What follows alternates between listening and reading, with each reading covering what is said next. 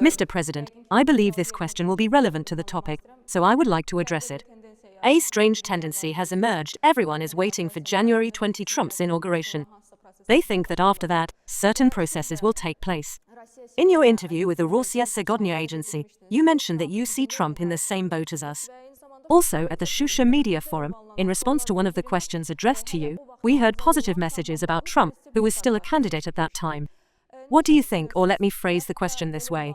Do you think Joe Biden has changed the world in such a way that Trump's job will be difficult? Olabilir ama aynı zamanda Cənab Trump tamamilə yeni gündəliklə. It is possible. However, at the same time, Mr. Trump comes to power with a completely new agenda. And during his first term, there was no issue in US-Azerbaijan relations. On the contrary, the relations were very positive, and we were able to make progress in many areas.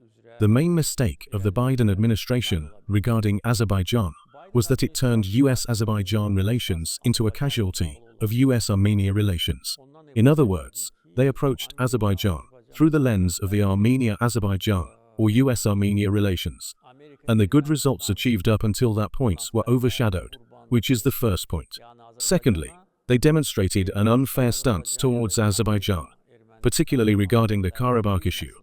And this was both an unjust and a position based on double standards. Because I have repeatedly told American representatives, and said it openly, even in the media, you support Ukraine's territorial integrity with both hands. You provide weapons and billions of dollars. We have restored our territorial integrity. Why do you want to punish us? Answer that. And there was no response. The answer is clear. It is double standards.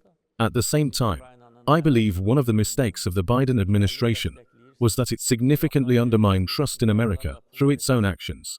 For example, if we return to the Afghanistan issue, Azerbaijan was one of the first countries to join the mission in Afghanistan, sending military contingents and increasing them multiple times. Azerbaijan also resolved critical transportation and logistics issues for the United States. Until they needed us, the Section 907 sanction was waived. But when we were no longer needed, it was applied. What does this mean? It has a name.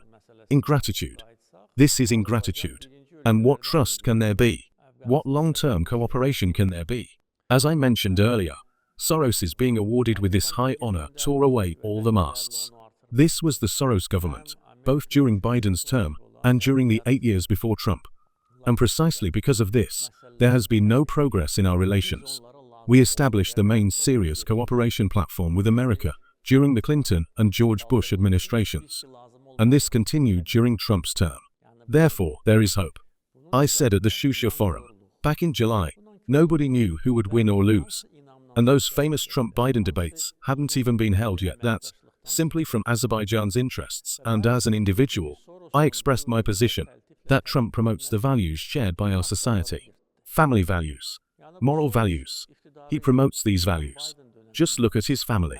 Now, I don't want to say anything about others' families, but it has become so public now.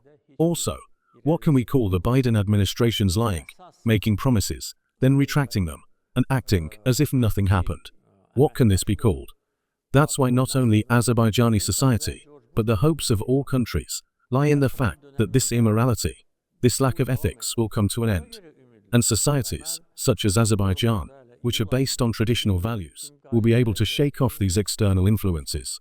That's the first point. The second is, as I have said, Mr. Trump sends very clear, direct messages with his statements. Now, it might not be possible to analyze all of them, but I can say that the vast majority of them are shared by Azerbaijani society. Therefore, hopes are high. That's why I said that there is hope. There is great hope. This includes the possibility of advancing US-Azerbaijan strategic relations. I believe that if both sides are interested, we can elevate US-Azerbaijan relations to a strategic level.